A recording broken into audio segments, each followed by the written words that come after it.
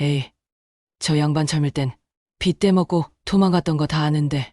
말순이 무심코 혼잣말을 중얼거렸습니다. 그런데 그 말이 생각보다 크게 나왔나 봐요. 주변에서 웅성거리는 소리가 들렸습니다. 뭐라고 하셨어요? 옆에 있던 젊은 남자가 말순에게 물어봤어요. 그는 손에 노트와 펜을 들고 있었는데 기자인 것 같았습니다. 아, 아무것도 아니에요. 말순은 당황해서 손을 흔들었어요. 하지만 기자는 포기하지 않았습니다. 혹시 저 회장님을 아시나요? 뭔가 아시는 것 같은데요.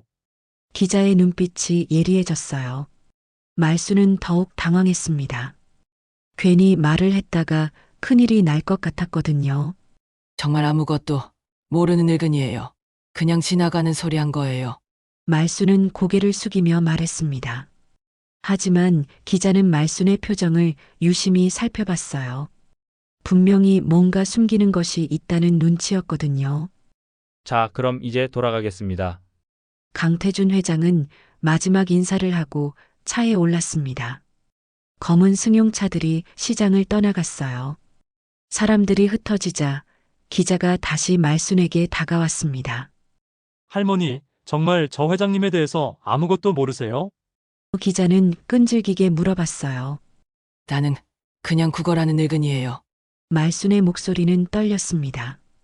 기자는 명함 하나를 건네주며 사라졌어요. 말순은 그 명함을 쥐고 혼란에 빠졌습니다. 오늘도 따뜻한 이야기로 찾아뵙게 되어 반갑습니다. 이야기가 시작되기 전에 무료인 구독과 좋아요 한 번씩 눌러주세요. 새벽 5시 동대문 시장 한쪽 구석에서 비닐봉지를 펼치는 손이 보입니다. 주름진 손등에는 세월의 흔적이 깊게 패여 있었죠. 박말순, 올해 78살입니다. 허리를 구부리고 앉아서 앞에 놓인 작은 깡통을 바라보는데 그 안에는 고작 동전 몇 개만 덜렁거리고 있었습니다. 아이고, 오늘도 라면값이나 벌어야지. 말순은 혼잣말을 중얼거리며 목을 좌우로 돌렸습니다. 목뼈가 뚝뚝 소리를 내며 아픈 것을 참아냅니다. 이른 새벽부터 나와 앉아있지만 사람들의 발걸음은 바쁘기만 하죠. 누구 하나 이 늙은 여자에게 눈길을 주지 않습니다. 시장통이 점점 활기를 띠기 시작했습니다. 상인들은 하나둘씩 가게 문을 열고 새벽 배송 트럭들이 분주하게 오가며 물건들을 하역합니다. 말순은 그 모든 풍경을 지켜보면서 옛날을 떠올렸습니다. 40년 전 이 시장에서 작은 반찬 가게를 운영했던 시절 말입니다. 그때는 이 자리에 앉아서 구걸할 줄은 꿈에도 몰랐죠. 말순의 머릿속에는 과거의 기억들이 파노라마처럼 스쳐 지나갔습니다. 새벽 4시에 일어나서 김치를 담그고 나물을 무치고 젓갈을 정성스럽게 담아두던 시절이었어요. 단골 손님들이 하나둘씩 찾아와서 말순이네 김치가 제일 맛있어라고 칭찬해주던 그 따뜻한 목소리들이 아직도 귓가에 맴돕니다. 그때는 돈도 넉넉하지 않았지만 적어도 당당하게 일해서 벌어먹고 살았거든요. 어이, 할머니 여기 앉으면 안 돼요. 한 상인이 다가와서 말순을 쫓아냅니다. 말순은 고개를 숙이고 자리를 옮겼습니다.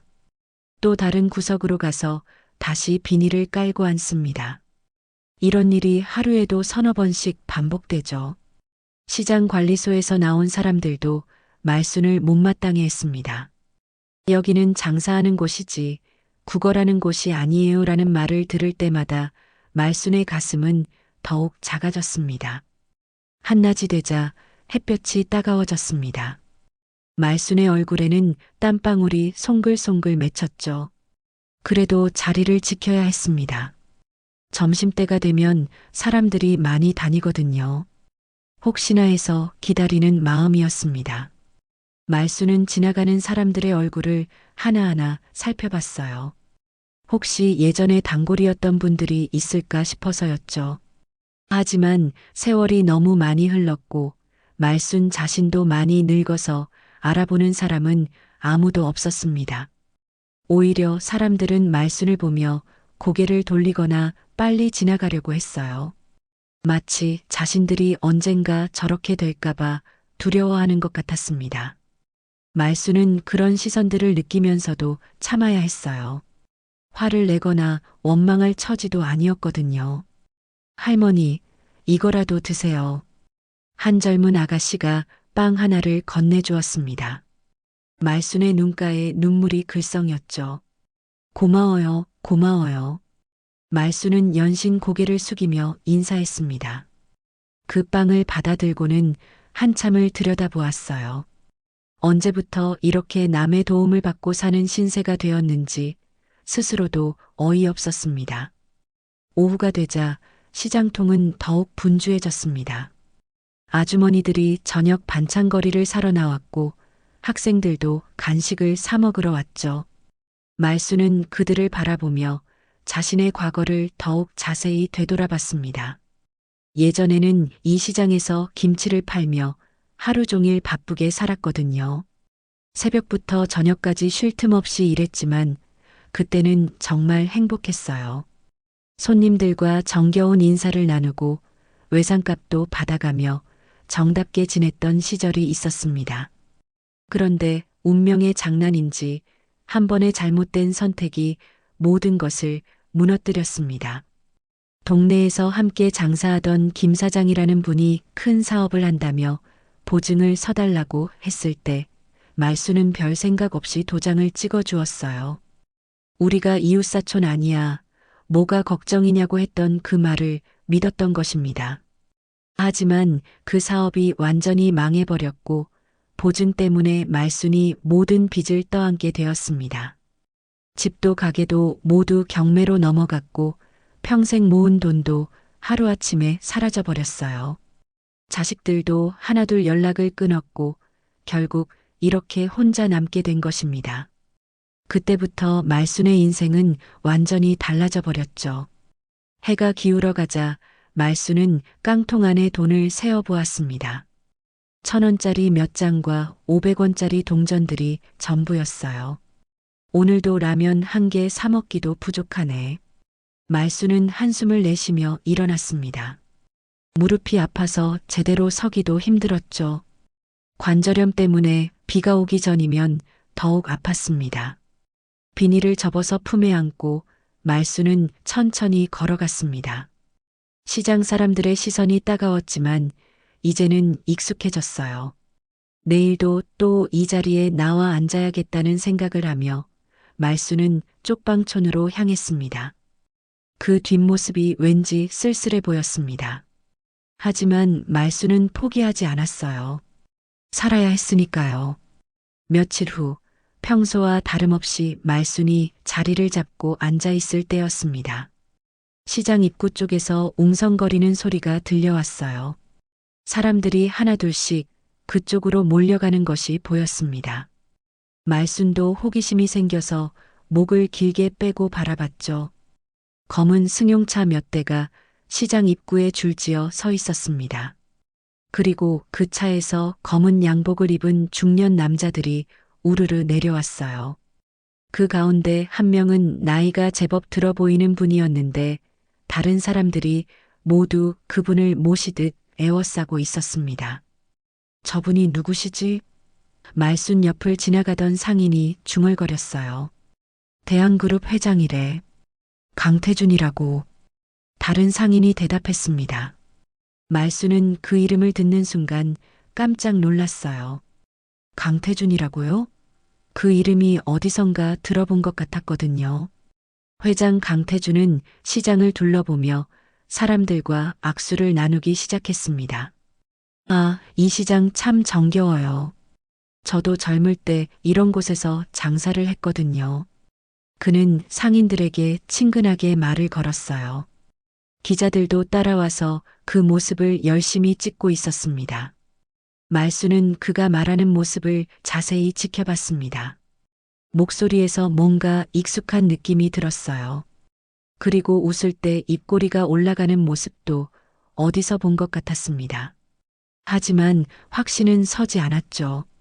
워낙 오래된 일이라 기억이 희미했거든요. 어려운 서민들을 위해 우리 그룹에서 장학금도 주고 생활비도 지원할 예정입니다. 강태준 회장은 카메라를 의식한 듯 큰 소리로 말했어요. 주변 사람들이 박수를 치며 좋아했습니다. 역시 대기업 회장님은 다르시네요 라는 칭찬도 들려왔죠. 말수는 그 모습을 보면서 계속 생각에 잠겼습니다. 강태준이라는 이름이 자꾸만 머릿속을 맴돌았어요. 분명히 어디서 들어본 이름인데 도무지 기억이 나지 않았습니다. 나이가 들어서 기억력이 많이 나빠졌거든요. 그런데 강태준 회장이 젊을 때 시장에서 장사를 했다고 말하는 순간 말순의 머릿속에 번개처럼 기억이 스쳤습니다. 40년 전 자신이 반찬 가게를 하던 시절에 같은 시장에서 작은 건어물 가게를 하던 젊은 남자가 있었어요. 그때 그 사람의 이름이 바로 강태준이었던 것 같았습니다. 말수는 더욱 자세히 회장의 얼굴을 들여다봤어요. 나이가 많이 들어서 확실하지는 않지만 뭔가 낯익은 구석이 있었습니다. 특히 말할 때의 목소리와 표정이 예전에 봤던 그 사람과 비슷했어요. 그리고 손짓을 할 때의 모습도 똑같았습니다. 그런데 갑자기 또 다른 기억이 떠올랐습니다. 그 강태준이라는 젊은 사람이 어떻게 시장을 떠나게 되었는지 말입니다. 같은 건어물 장사를 하던 박영수라는 분과 동업을 하다가 갑자기 큰 돈이 없어지는 사건이 일어났어요. 그때 박영수 씨가 돈을 훔쳤다고 해서 경찰서에 끌려갔고 나중에 감옥까지 갔었죠. 하지만 말수는 그때 이상한 것을 봤었습니다.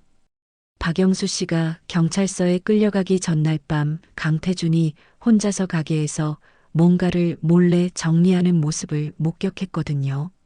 그리고 박영수 씨는 끝까지 자신은 억울하다고 소리쳤는데 아무도 그 말을 믿어주지 않았어요. 말수는 그때의 일을 더 자세히 기억해내려고 애썼습니다. 박영수 씨와 강태준은 처음에는 정말 좋은 사이였어요. 서로 도와가며 장사를 했고 때로는 술도 함께 마시며 미래를 꿈꾸곤 했습니다. 하지만 사업이 점점 커지면서 뭔가 이상한 기류가 흘렀죠. 그리고 어느 날부터 강태준의 행동이 수상해졌어요. 밤늦게 혼자 가게에 남아있는 일이 많아졌고 장부를 볼 때도 박영수 씨를 피하는 것 같았습니다. 말수는 당시에도 뭔가 이상하다고 생각했지만 남의 일에 끼어들 처지가 아니어서 그냥 넘어갔던 것입니다. 특히 기억에 남는 것은 사건이 터지기 며칠 전에 강태준이 박영수 씨에게 형님, 저 좀 믿어주세요 라고 말하던 모습이었어요. 그때는 단순히 사업 얘기인 줄 알았는데 지금 생각해보니 뭔가 다른 의미였을 수도 있겠다 싶었습니다. 그리고 박영수 씨가 경찰서에 끌려간 다음 날 강태준은 갑자기 시장에서 사라졌어요. 서울로 큰 장사하러 간다고 했는데 그 이후로는 소식이 끊어졌습니다. 말수는 그때도 이상하다고 생각했지만 워낙 바쁜 시절이라 금방 잊어버렸던 것이죠. 에이, 저 양반 젊을 땐 빚대 먹고 도망갔던 거 다 아는데. 말순이 무심코 혼잣말을 중얼거렸습니다. 그런데 그 말이 생각보다 크게 나왔나 봐요. 주변에서 웅성거리는 소리가 들렸습니다. 뭐라고 하셨어요? 옆에 있던 젊은 남자가 말순에게 물어봤어요. 그는 손에 노트와 펜을 들고 있었는데 기자인 것 같았습니다. 아, 아무것도 아니에요. 말순은 당황해서 손을 흔들었어요. 하지만 기자는 포기하지 않았습니다. 혹시 저 회장님을 아시나요? 뭔가 아시는 것 같은데요. 기자의 눈빛이 예리해졌어요. 말수는 더욱 당황했습니다. 괜히 말을 했다가 큰일이 날 것 같았거든요. 정말 아무것도 모르는 늙은이에요. 그냥 지나가는 소리 한 거예요. 말수는 고개를 숙이며 말했습니다. 하지만 기자는 말순의 표정을 유심히 살펴봤어요. 분명히 뭔가 숨기는 것이 있다는 눈치였거든요. 한편 강태준 회장은 계속해서 시장을 돌아다니며 사람들과 인사를 나누고 있었습니다. 가끔씩 말순이 앉아 있는 쪽을 힐끗 쳐다보는 것 같았어요. 혹시 자신을 알아보는 건 아닌지 말순은 불안해졌습니다. 자, 그럼 이제 돌아가겠습니다. 강태준 회장은 마지막 인사를 하고 차에 올랐습니다. 검은 승용차들이 시장을 떠나갔어요. 사람들이 흩어지자 기자가 다시 말순에게 다가왔습니다. 할머니, 정말 저 회장님에 대해서 아무것도 모르세요? 기자는 끈질기게 물어봤어요. 나는 그냥 구걸하는 늙은이에요. 말순의 목소리는 떨렸습니다. 기자는 명함 하나를 건네주며 사라졌어요. 말순은 그 명함을 쥐고 혼란에 빠졌습니다. 그날 밤 강태준 회장은 자신의 서재에서 잠을 이루지 못하고 있었습니다. 시장에서 들었던 그 늙은 여자의 말이 계속 머릿속을 맴돌았거든요. 빚대 먹고 도망갔던 거 다 아는데라는 그 한마디가 마치 저주처럼 귓가에 울렸습니다. 강태준은 창밖을 바라보며 과거를 떠올렸어요. 40년 전 그가 28살이던 시절의 일입니다. 그때 강태준은 정말 가난한 청년이었어요. 동대문 시장에서 건어물 장사를 하며 하루하루를 연명하고 있었죠. 그런 강태준에게 박영수라는 형님이 나타났습니다. 박영수는 강태준보다 5살 위였고 이미 시장에서 제법 이름이 알려진 상인이었어요. 태준아, 우리 함께 큰 장사 해보자고 제안했을 때 강태준은 하늘에서 기회가 내려온 것 같았습니다.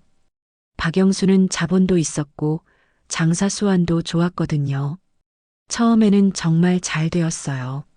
둘이 합쳐서 건어물 도매업을 시작했고 사업이 점점 커져갔습니다. 박영수는 강태준을 친동생처럼 챙겨주었고 강태준도 형님을 진심으로 따랐어요. 그들의 미래는 밝아 보였습니다. 하지만 욕심이 화를 불렀습니다. 강태준은 점점 더 큰 돈을 원하게 되었어요. 박영수가 관리하는 돈을 보면서 자신도 그 정도는 가져야 한다고 생각했습니다. 그리고 어느 날 유혹을 이기지 못했죠. 사업 자금 2천만 원을 몰래 빼돌린 것입니다. 그 돈으로 다른 사업에 투자했다가 모두 잃어버렸어요. 강태준은 패닉 상태에 빠졌습니다. 돈을 돌려놓을 방법도 없었고 박영수 형님에게 털어놓을 용기도 없었어요. 그래서 강태준은 끔찍한 계획을 세웠습니다. 박영수에게 모든 죄를 뒤집어 씌우기로 한 것이죠. 장부를 조작하고 증거를 만들어서 마치 박영수가 돈을 훔친 것처럼 꾸몄습니다. 그리고 경찰에 신고했어요. 박영수는 억울함을 호소했지만 소용없었습니다. 모든 증거가 박영수를 가리키고 있었거든요.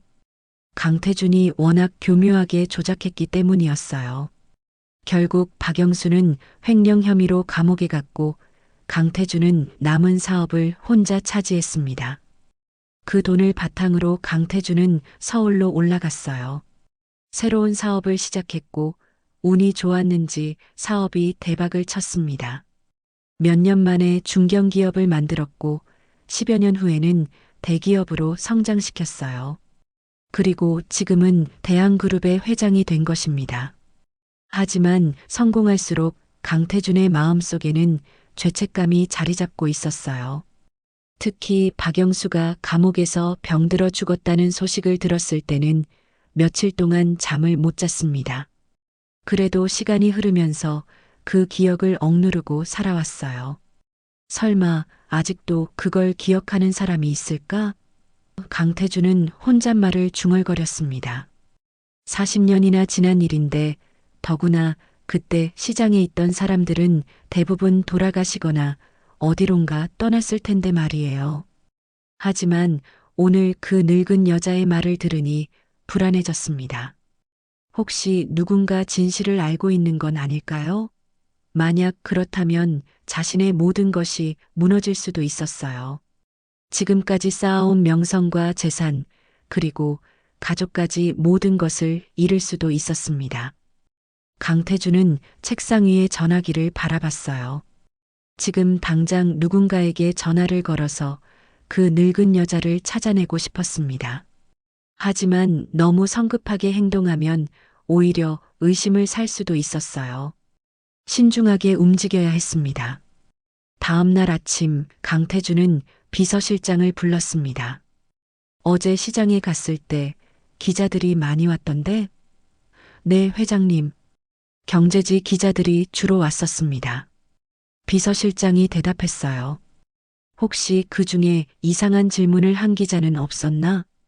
강태주는 조심스럽게 물어봤습니다. 글쎄요, 특별히 기억나는 건 없는데요. 왜 그러십니까? 비서실장이 고개를 갸우뚱했어요. 아니야, 그냥 궁금해서 물어본 거야.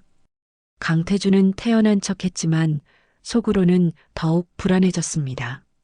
기자가 뭔가 눈치챘을 수도 있다는 생각이 들었거든요. 점심시간이 되자 강태주는 식욕이 없었어요. 평소 같으면 맛있게 먹었을 음식도 모래를 씹는 것 같았습니다. 계속해서 어제 일이 머릿속을 떠나지 않았어요. 회장님, 오늘 컨디션이 안 좋으시네요. 함께 식사하던 전무가 말했습니다. 어제 시장 방문 때문에 피곤하신가 봐요. 그런가 봐. 강태주는 대충 대답했어요. 하지만 진짜 문제는 피로가 아니었습니다. 과거의 악몽이 되살아나고 있었거든요. 강태주는 화장실에 가서 찬물로 얼굴을 씻었어요. 거울에 비친 자신의 얼굴이 초췌해 보였습니다. 진정해, 강태주나. 40년 전 일이야. 누가 뭘 안다고 해도 증거가 없어. 강태주는 스스로를 달랬습니다. 하지만 마음은 쉽게 진정되지 않았어요. 오후에 회의가 있었지만 강태주는 집중할 수 없었습니다. 직원들이 보고하는 내용도 귀에 들어오지 않았어요. 계속해서 그 늙은 여자의 얼굴이 떠올랐습니다. 분명히 어디서 본 것 같은데 정확히 기억이 나지 않았어요. 회의가 끝나고 강태주는 다시 비서실장을 불렀습니다. 어제 시장에서 사진 찍은 거 있지? 네, 있습니다. 그 사진들 좀 가져와 봐. 강태주는 어제 찍은 사진들을 하나하나 살펴봤어요. 혹시 그 늙은 여자가 찍혀 있는지 확인하려고 했습니다. 몇 장의 사진에서 멀리 앉아 있는 늙은 여자의 모습이 보였어요. 얼굴이 선명하지는 않았지만 분명히 어제 그 자리에 있던 사람 같았습니다. 강태주는 그 사진을 유심히 들여다봤어요. 이 사람에 대해서 알아봐. 강태주는 비서실장에게 사진을 건네주었습니다. 네, 이분이 누구신데요? 비서실장이 의아해했어요. 그냥 시장 상황을 파악하려고 하는 거야. 어떤 분들이 계신지 알아두면 좋잖아. 강태주는 핑계를 댔습니다. 그날 밤에도 강태주는 잠을 이루지 못했습니다. 박영수 형님의 얼굴이 자꾸 떠올랐어요. 감옥에 가기 전 마지막으로 만났을 때 태준아, 나 정말 억울해라고 말하던 그 모습이 생생했습니다. 강태주는 베개를 머리에 눌러쓰고 그 기억을 지우려고 애썼지만 소용없었어요. 며칠 후 말수는 평소처럼 시장에 나와 자리를 잡고 앉아 있었습니다. 그런데 오늘은 뭔가 분위기가 달랐어요. 낯선 남자들이 시장 곳곳을 어슬렁거리고 있었거든요. 양복은 입지 않았지만 어딘지 모르게 수상한 느낌이 들었습니다. 말수는 처음에는 별 신경을 쓰지 않았어요. 시장에는 워낙 다양한 사람들이 오가니까요. 하지만 그 남자들이 자꾸만 자신 쪽을 쳐다보는 것이 느껴졌습니다. 시선이 따가워서 말수는 불편해졌어요. 점심시간이 지나자 그중 한 명이 말순에게 다가왔습니다. 할머니, 잠깐 얘기 좀 할까요? 남자의 목소리는 낮고 위협적이었어요. 말수는 본능적으로 두려움을 느꼈습니다. 누구세요? 말순의 목소리가 떨렸어요. 별거 아니에요. 그냥 조용히 지내시라는 말씀만 드리려고요. 남자는 말순 옆에 쪼그리고 앉았어요. 요즘 이상한 말씀 많이 하시던데 그러지 마세요. 할머니한테 안 좋은 일이 생길 수도 있거든요. 말순은 온몸이 떨렸습니다. 이 사람들이 누구에게서 왔는지 대충 짐작이 갔어요. 분명히 그 회장과 관련된 사람들일 것입니다. 저는 아무 말도 안 했는데요. 말순은 겁에 질린 목소리로 말했어요. 그러게요. 앞으로도 그렇게 하시면 됩니다. 남자는 차갑게 웃었어요. 할머니 같은 분이 괜한 오해 받으실 일 없잖아요. 그냥 조용히 계시면 아무 일도 없을 거예요. 남자가 일어나면서 말순의 어깨를 꾹 눌렀어요. 그 손길에는 분명한 위협이 담겨 있었습니다. 말순은 숨이 막힐 것 같았어요. 이런 일이 자신에게 일어날 줄은 꿈에도 몰랐거든요. 남자가 떠나고 나서도 말순은 한참 동안 그 자리에 앉아 있었습니다. 손이 너무 떨려서 물 한 모금도 제대로 마실 수 없었어요. 마치 영화에서나 보던 일이 자신에게 벌어진 것 같았습니다. 하지만 시간이 지나면서 말순의 마음속에는 다른 감정이 생겨났어요. 두려움보다는 분노가 더 커져갔습니다. 저 사람들이 나를 어떻게 보고 있는 거야? 말순은 속으로 중얼거렸어요. 겁먹고 입 다물 줄 아는 늙은이로 보는 건가? 말순은 박영수 씨를 떠올렸습니다. 억울하게 누명을 쓰고 감옥에 갔던 그분 말이에요. 그분은 끝까지 억울함을 호소했지만 아무도 믿어주지 않았어요. 그리고 결국 감옥에서 병들어 돌아가셨죠. 내가 그때 용기를 냈더라면. 말순은 후회했어요. 40년 전에 자신이 본 것을 증언했더라면 박영수 씨가 그런 억울한 일을 당하지 않았을지도 모르거든요. 하지만 그때는 너무 어리고 무서워서 아무 말도 하지 못했어요. 그날 저녁 말순은 쪽방으로 돌아와서도 잠을 이루지 못했습니다. 계속해서 낮에 있었던 일이 떠올랐어요. 그 남자의 차가운 눈빛과 위협적인 목소리가 귓가에 맴돌았습니다. 하지만 두려움과 함께 다른 마음도 자라나고 있었어요. 이제라도 진실을 말해야 하지 않을까? 말순은 혼잣말을 했어요. 박영수 씨의 억울함을 풀어드려야 하는 거 아닌가? 다음 날 아침 말순은 평소보다 일찍 시장에 나왔습니다.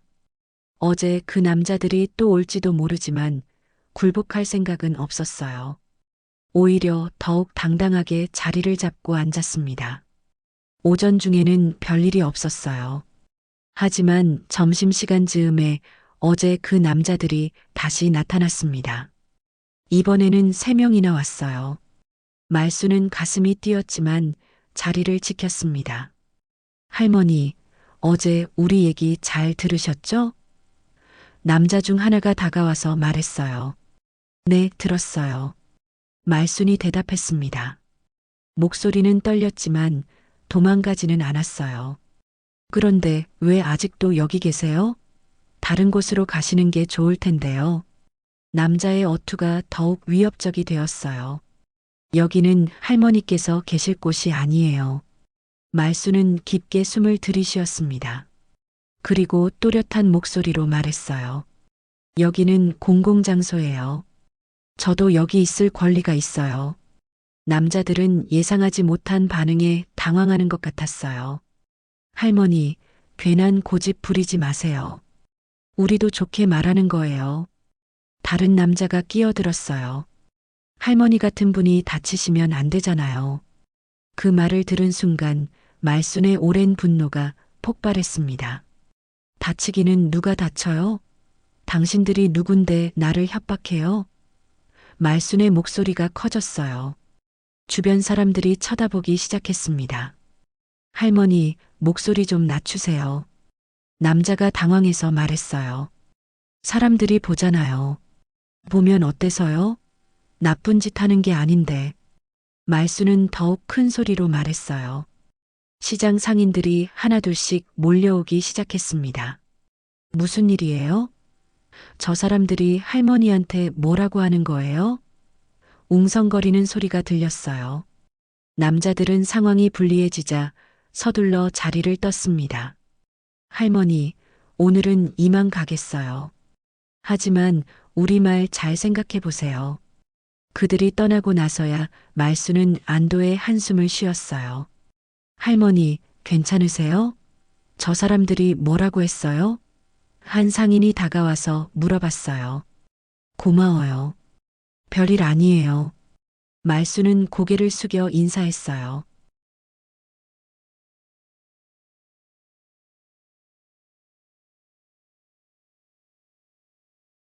기자 이민호는 말순의 전화를 받고 즉시 시장으로 달려왔습니다. 며칠 전부터 계속 신경 쓰이던 그 할머니가 드디어 연락을 해온 것이었어요. 이민호는 10년 경력의 탐사보도 기자였고 직감적으로 이 이야기에 뭔가 큰 것이 숨어 있다고 느꼈거든요. 할머니, 저예요. 며칠 전에 명함 드렸던 기자입니다. 이민호는 말순에게 다가가며 인사했어요. 말순은 여전히 긴장한 모습이었지만 예전보다는 단단해 보였습니다. 기자님, 정말 오셨네요. 네, 할머니께서 하실 말씀이 있다고 하셔서요. 혹시 조용한 곳에서 이야기할 수 있을까요? 이민호는 주변을 둘러봤어요. 시장은 여전히 분주했고 사람들의 시선도 신경 쓰였습니다. 말수는 이민호를 시장 한쪽 구석에 있는 작은 찻집으로 안내했어요. 오래된 찻집이었지만 조용해서 대화하기에는 좋았습니다. 두 사람은 구석 자리에 앉았어요. 할머니, 강태준 회장에 대해서 뭘 아시는 거예요? 이민호가 조심스럽게 물어봤어요. 말수는 한참 동안 망설이다가 입을 열었습니다. 40년 전 일이에요. 그때 저도 이 시장에서 장사를 했거든요. 말수는 천천히 이야기를 시작했어요. 40년 전 강태준과 박영수의 이야기, 그리고 자신이 목격했던 그날 밤의 일까지 모든 것을 털어놓았습니다. 이민호는 녹음기를 켜고 집중해서 들었어요. 정말로 그런 일이 있었다는 말씀이세요? 이민호의 눈빛이 예리해졌어요. 박영수 씨가 억울하게 감옥에 갔다는 거군요. 네, 저는 분명히 봤어요. 강태준이 혼자서 뭔가를 정리하던 모습을요. 이민호는 흥분을 감추지 못했어요. 만약 이 이야기가 사실이라면 엄청난 특종이 될 것이었거든요. 하지만 동시에 신중해야 한다는 생각도 들었어요. 40년 전 일이라 증거를 찾기가 쉽지 않을 테니까요. 할머니, 혹시 그때 이를 증명할 만한 자료가 있나요? 문서나 사진 같은 것 말이에요. 이민호가 물어봤어요. 말수는 고개를 저었습니다. 그런 건 없어요. 그냥 제가 본 것뿐이에요. 하지만 이민호는 포기하지 않았어요. 다른 증인은 없을까요? 그때 같이 있던 사람들 말이에요. 말수는 생각에 잠겼습니다. 글쎄요, 대부분 돌아가시거나 어디 갔는지 몰라요. 워낙 오래된 일이라. 그래도 이민호는 희망을 놓지 않았어요. 할머니, 혹시 박영수 씨 가족은 어떻게 되었는지 아세요?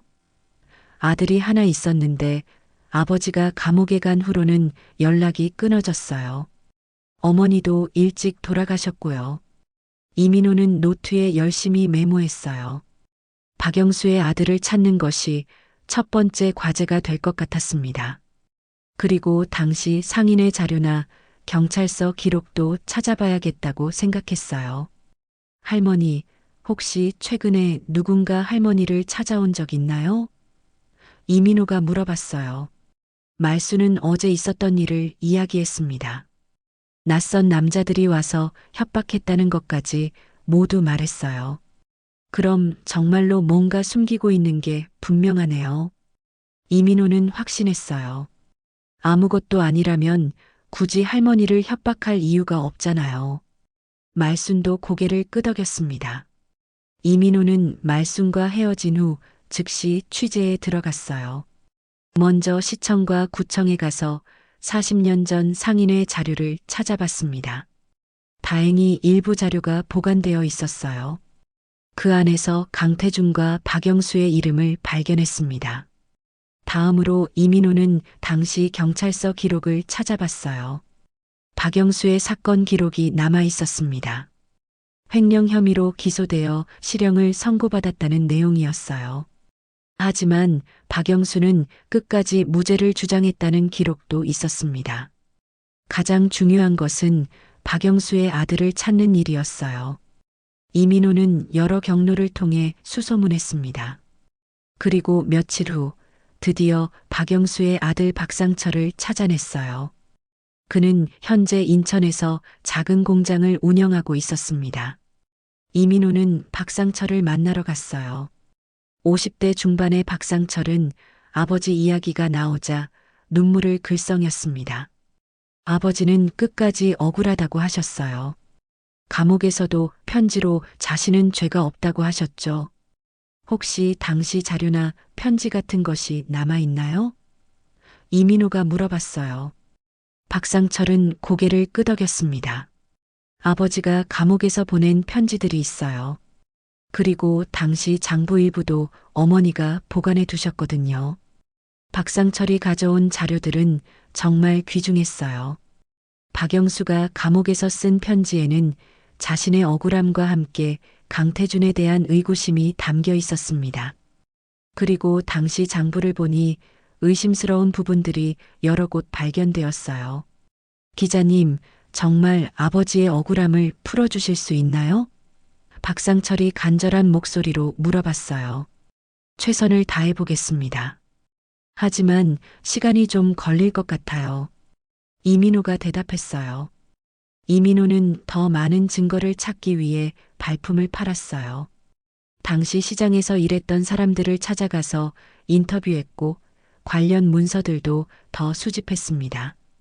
그리고 회계 전문가의 도움을 받아 당시 장부를 분석했어요. 분석 결과는 놀라웠습니다. 장부에는 명백한 조작의 흔적이 있었어요.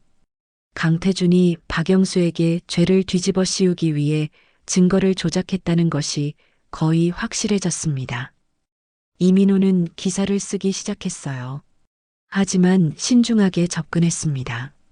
대한그룹은 막강한 영향력을 가진 기업이었고 잘못 건드렸다가는 자신의 기자 생명이 위험할 수도 있었거든요.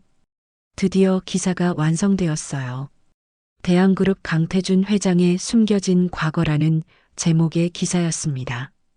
이민호는 마지막으로 한 번 더 검토하고 나서 편집부에 기사를 넘겼어요. 이제 폭풍이 몰아칠 일만 남았습니다. 기사가 나간 다음 날 아침 대한그룹 본사는 아수라장이 되었습니다. 강태준 회장의 과거를 폭로한 기사가 인터넷에 퍼지면서 엄청난 파장을 일으켰거든요. 회사 전화기는 쉴 새 없이 울려댔고 기자들이 본사 앞에 몰려들었습니다. 강태준은 회장실에서 기사를 읽고 있었어요. 손이 덜덜 떨려서 신문을 제대로 들고 있을 수도 없었습니다. 어떻게 이런 일이? 강태준은 중얼거렸어요. 40년 동안 묻어두었던 비밀이 이렇게 세상에 드러날 줄은 꿈에도 몰랐거든요. 비서실장이 황급히 들어왔습니다. 회장님, 큰일 났습니다. 이사회에서 긴급회의를 소집하겠다고 합니다. 그리고 주주들도 웅성거리고 있어요. 이사회? 강태준의 얼굴이 창백해졌어요. 네, 독립이사들이 먼저 움직였습니다. 회장님의 과거 행적에 대해 해명을 요구하겠다고 해요. 비서실장의 목소리도 불안해 보였어요. 그리고 검찰에서도 관심을 보이고 있다는 소문이 있습니다. 강태준은 의자에 털썩 주저앉았어요. 지금까지 쌓아온 모든 것이 한순간에 무너지는 기분이었습니다. 대한그룹을 이만큼 키워온 것도 사회에 기여한 것도 모두 의미 없게 되는 것 같았어요. 한편 이사회 회의실에서는 격론이 벌어지고 있었습니다. 이런 중대한 사실을 왜 지금까지 숨겨왔습니까? 한 독립이사가 목소리를 높였어요. 회사의 명예와 주주들의 이익을 심각하게 훼손한 것 아닙니까? 아직 확인되지 않은 사실 아닙니까? 성급하게 판단할 일은 아니라고 봅니다. 강태준과 가까운 이사가 변호했어요. 하지만 다른 이사들의 표정은 차갑기만 했습니다. 40년 전 일이라고 해서 면죄부가 주어지는 건 아닙니다. 더구나 무고한 사람을 감옥에 보낸 일이라면 더욱 심각하죠. 또 다른 이사가 말했어요. 회장의 도덕성에 심각한 문제가 있다고 봅니다. 이사회의 분위기는 점점 강태준에게 불리해져 갔어요. 특히 강태준의 아들인 강민수 전무도 곤란한 상황에 처했습니다. 후계자로 거론되던 그에게도 이 사건이 큰 타격이 될 것이 분명했거든요. 아버지, 정말 그런 일이 있었던 거예요? 강민수가 회장실로 찾아와 물어봤어요. 강태준은 아들을 바라보며 말을 잇지 못했습니다. 어떻게 대답해야 할지 모르겠었거든요. 민수야, 아버지가. 강태준이 입을 열었지만 말이 나오지 않았어요. 아들 앞에서 자신의 과거를 털어놓기가 너무 힘들었습니다. 정말 죄송하다. 아버지가 너무 부족했다.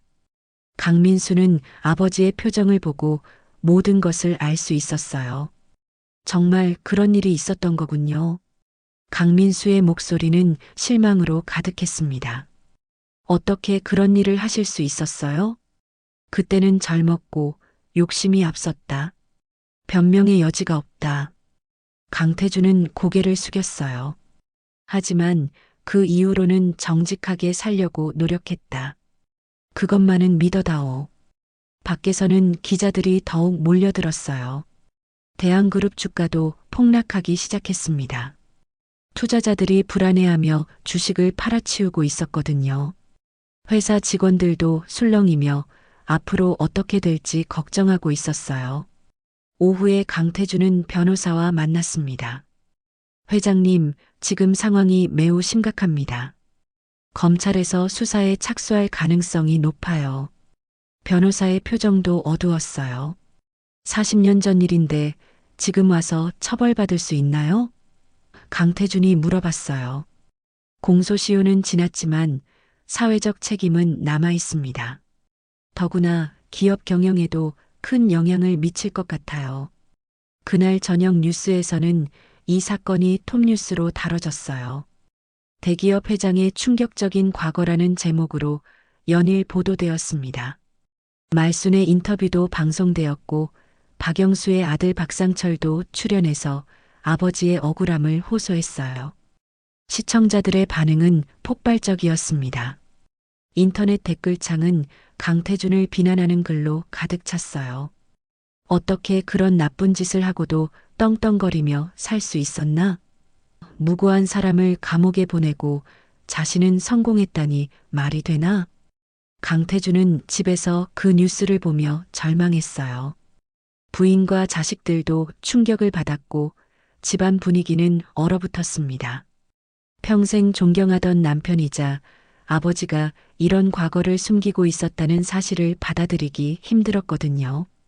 다음 날 아침 더 큰 충격이 기다리고 있었어요. 주요 거래처들이 계약 재검토를 요구하기 시작했습니다. 도덕성에 문제가 있는 기업과는 거래하기 어렵다는 이유였어요. 이사회에서는 강태준의 사임을 요구하는 목소리가 높아졌어요. 더 이상 회사에 손해를 끼칠 수는 없습니다. 회장님께서 책임을 지셔야 해요. 독립이사들이 한 목소리로 말했습니다. 강태준은 마침내 결심했어요. 더 이상 버티기가 힘들었고 무엇보다 박영수 씨와 박상철에게 진심으로 사과하고 싶었거든요. 이사회를 소집해 주세요. 중요한 발표가 있습니다. 그날 오후 강태준은 기자회견을 열기로 했습니다. 평생 숨겨왔던 진실을 모두 털어놓고 그동안의 잘못을 인정하기로 한 것이었어요. 이제 모든 것을 내려놓을 때가 된 것 같았습니다. 기자회견장으로 향하는 강태준의 발걸음은 무거웠지만 마음은 조금씩 가벼워지고 있었어요. 40년 동안 짊어지고 살아온 죄책감에서 드디어 벗어날 수 있을 것 같았거든요. 기자회견장은 수많은 기자들과 카메라로 가득 찼습니다. 강태준 회장이 긴급 기자회견을 연다는 소식이 알려지자 전국의 언론사에서 몰려든 것이었어요. 플래시가 터지고 카메라가 돌아가는 가운데 강태준은 휠체어를 타고 단상에 올랐습니다. 며칠 사이에 강태준은 많이 늙어 보였어요. 머리는 더욱 휘어졌고 얼굴에는 깊은 주름이 패여 있었습니다. 무엇보다 그 눈빛에서는 더 이상 예전의 카리스마를 찾아볼 수 없었어요. 안녕하십니까? 대한그룹 회장 강태준입니다. 강태준의 목소리는 떨리고 있었어요. 오늘 이 자리에서 여러분께 중대한 말씀을 드리고자 합니다. 기자회견장은 조용해졌어요. 모든 사람들이 강태준의 입에서 나올 말을 기다리고 있었습니다. 강태준은 한번 깊게 숨을 들이쉬고 나서 입을 열었어요. 먼저 박영수 씨와 박영수 씨의 가족분들께 진심으로 사과드립니다. 강태준의 목소리가 떨렸어요. 40년 전 저는 용서받을 수 없는 일을 저질렀습니다. 강태준은 눈물을 흘리기 시작했어요. 박영수 형님은 저를 친동생처럼 아껴주셨습니다. 하지만 저는 그 은혜를 배신했어요. 제가 저지른 잘못을 형님께 뒤집어 씌웠습니다. 기자회견장이 술렁거렸어요. 강태준이 직접 자신의 죄를 인정하는 순간이었거든요. 카메라 플래시가 더욱 빠르게 터져 나왔습니다. 저는 사업 자금 2천만 원을 횡령했습니다. 그리고 그 죄를 박영수 형님에게 뒤집어 씌웠어요. 장부를 조작하고 증거를 만들어서 형님이 범인인 것처럼 꾸몄습니다. 강태준은 더 이상 말을 잇지 못하고 울었어요. 한참 후에 강태준은 다시 말을 이어갔습니다. 박영수 형님은 억울하게 감옥에 가셨고 결국 그곳에서 돌아가셨어요. 저는 그 돈으로 사업을 시작해서 지금까지 성공한 척 살아왔습니다. 하지만 제 성공은 모두 거짓 위에 세워진 것이었어요. 무고한 분의 희생 위에 쌓아 올린 부와 명예였습니다. 강태준의 고백은 계속되었어요. 저는 평생 이 죄책감에 시달렸습니다. 기자 중 한 명이 손을 들었어요. 회장님, 왜 지금까지 이 사실을 숨기고 계셨습니까? 변명의 여지가 없습니다. 제가 비겁했기 때문입니다. 모든 것을 잃을까봐 두려워서 숨기고 살았어요. 또 다른 기자가 질문했어요.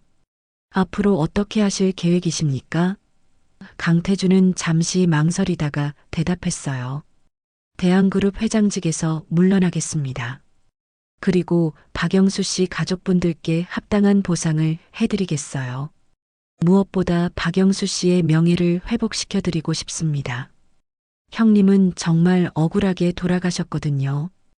강태준은 계속 눈물을 흘렸어요. 제가 평생 안고 살았던 이 비밀을 털어놓게 되어서 한편으로는 후련하기도 합니다. 기자회견이 끝나고 강태준은 휠체어를 타고 천천히 퇴장했어요. 기자들은 연신 질문을 쏟아냈지만 강태준은 더 이상 대답하지 않았습니다. 모든 것을 털어놓은 후였기 때문이에요. 한편 말수는 집에서 그 기자회견을 지켜보고 있었습니다. 텔레비전 화면 속에서 무릎 꿇고 사과하는 강태준의 모습을 보며 말수는 복잡한 심경이었어요. 이 늙은이가 한마디 했을 뿐인데 저 큰 성이 무너지네. 말순의 눈가에는 오랜 억울함이 씻겨 내려가는 듯한 눈물이 흘렀습니다. 40년 동안 가슴속에 묻어두었던 진실이 드디어 세상에 알려진 것이었어요.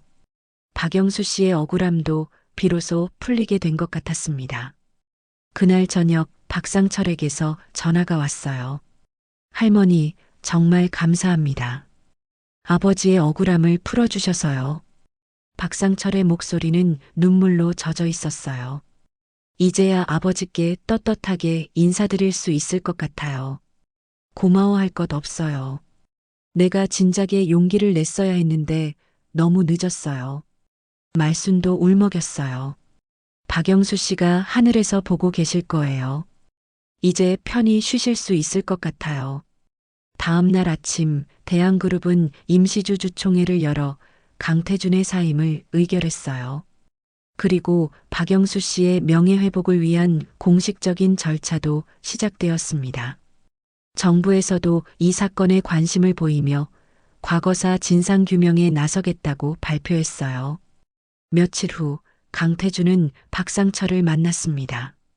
직접 찾아가서 무릎을 꿇고 사과했어요. 정말 죄송합니다. 형님께 그리고 상철 씨께 용서받을 수 없는 일을 저질렀습니다.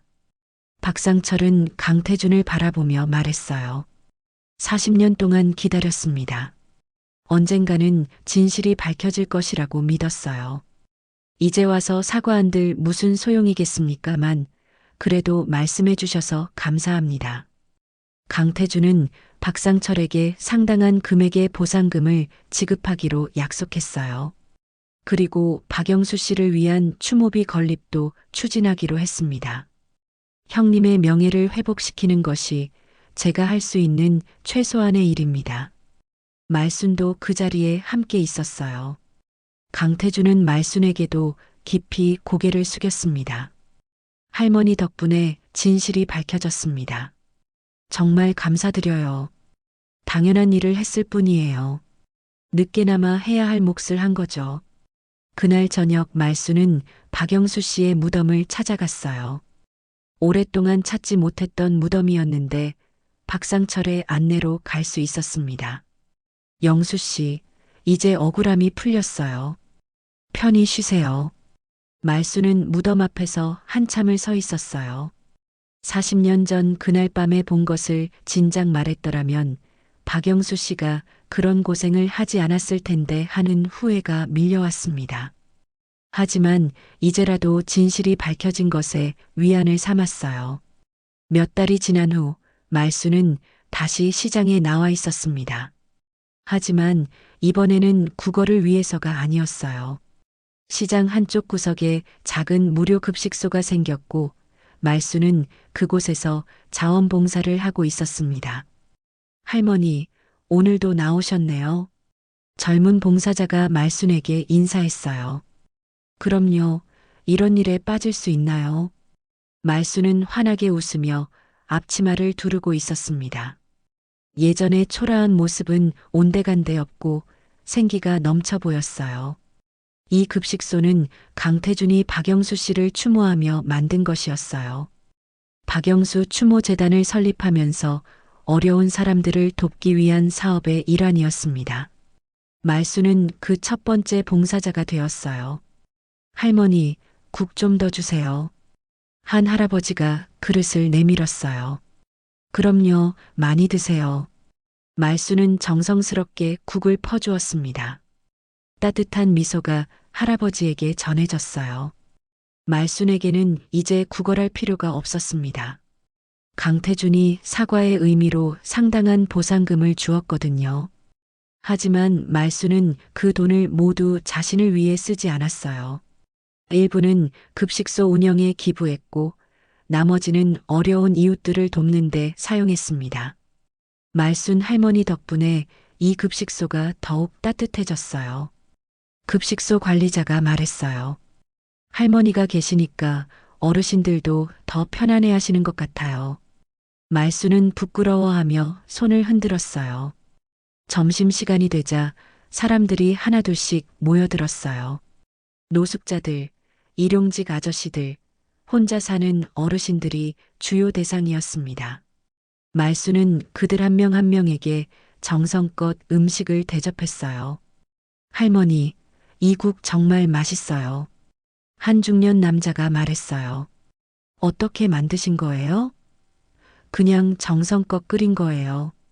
마음을 담아서 만들면 맛있어져요. 말순이 대답했어요. 사실 말순에게는 이런 일이 전혀 낯설지 않았어요. 예전에 반찬 가게를 할 때도 어려운 이웃들에게 음식을 나눠주곤 했거든요. 이제 다시 그런 일을 할 수 있게 되어서 행복했습니다. 오후가 되자 박상철이 급식소를 찾아왔어요.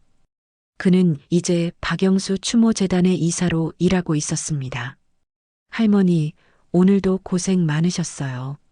고생이 아니에요. 즐거운 일이죠. 할머니 덕분에 아버지 일이 세상에 알려졌어요.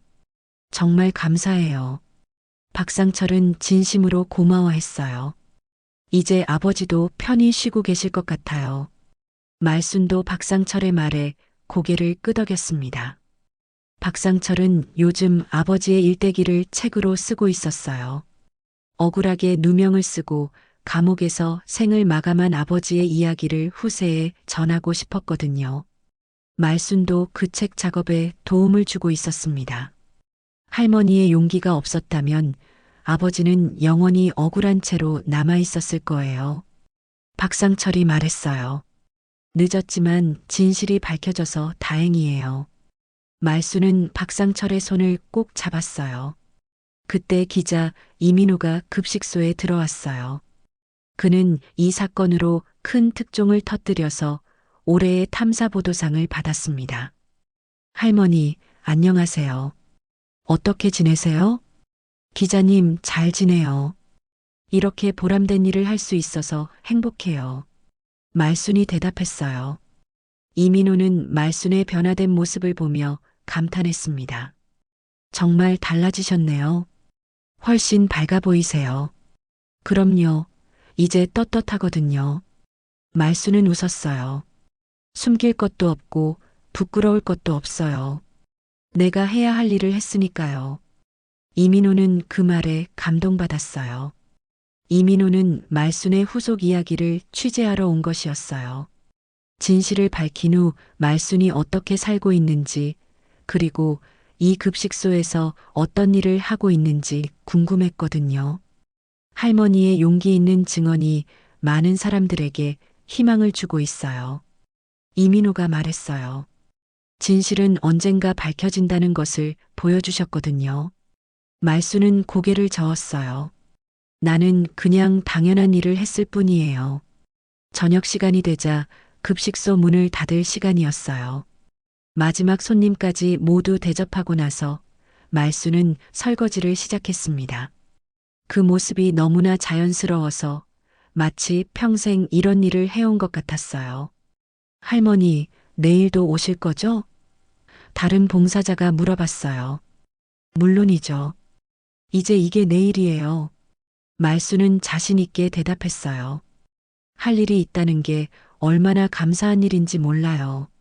집으로 돌아가는 길에 말순은 하늘을 올려다봤어요. 별들이 반짝이고 있었습니다. 영수 씨, 보고 계시죠? 이제 정말 편히 쉬세요. 말순은 마음속으로 박영수 씨에게 인사했어요. 말순의 삶은 완전히 바뀌었어요. 가난한 노파에서 역사를 바꾼 증인이 되었고, 마지막에는 사람들에게 따뜻한 위로를 주는 사람이 되었습니다. 무엇보다 자신이 당당해졌다는 것이 가장 큰 변화였어요. 내가 더는 부끄럽지 않게 살란다. 말순은 혼잣말을 했어요. 그 말 속에는 새로운 다짐이 담겨 있었습니다. 남은 생을 의미 있게 살겠다는 의지였어요. 다음 날 아침 말순은 다시 급식소로 향했어요. 오늘도 그곳에서 기다리는 사람들이 있을 것이었습니다. 말순의 발걸음은 가벼웠고 얼굴에는 환한 미소가 떠올라 있었어요. 진정한 행복이 무엇인지 깨달은 사람의 모습이었습니다. 오늘도 저희 채널을 찾아주신 여러분께 진심으로 감사드립니다. 이야기가 마음에 드신다면 무료인 구독과 좋아요 버튼을 눌러주시고 댓글로 여러분의 소중한 인생 이야기도 들려주세요.